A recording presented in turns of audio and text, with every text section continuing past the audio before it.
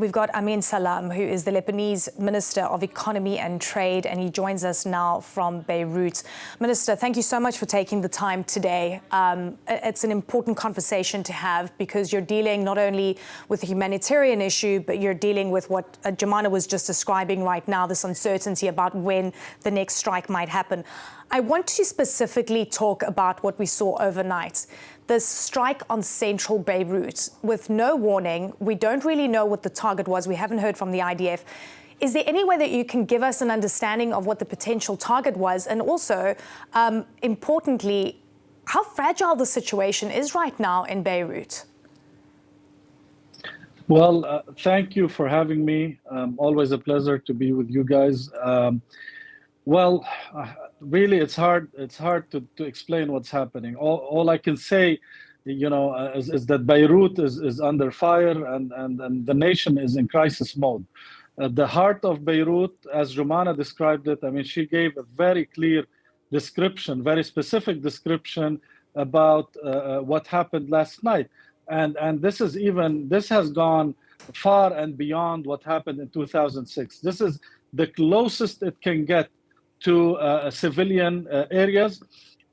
I live 1.5 miles away from the place that was bombed. I heard it, I felt it, my kids were terrified.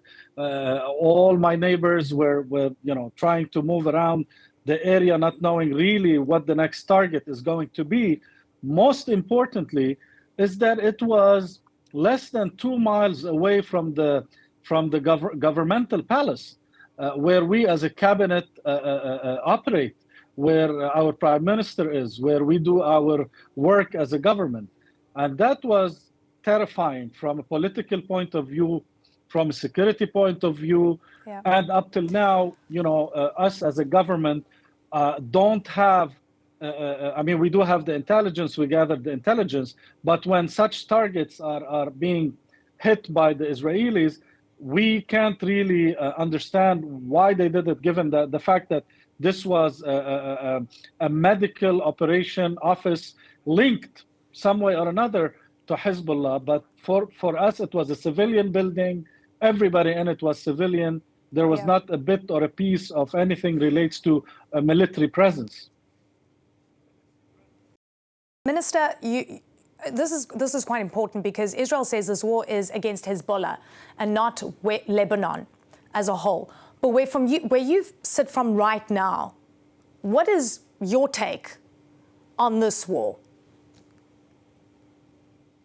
Well, my take on this war is that, this war has to end immediately. I mean, myself as Minister of Economy, from day one when the war started in Gaza, I sent a lot of messages very clear to everybody involved, including the international community, that Lebanon cannot tolerate. Lebanon was already in a very difficult place before this war started.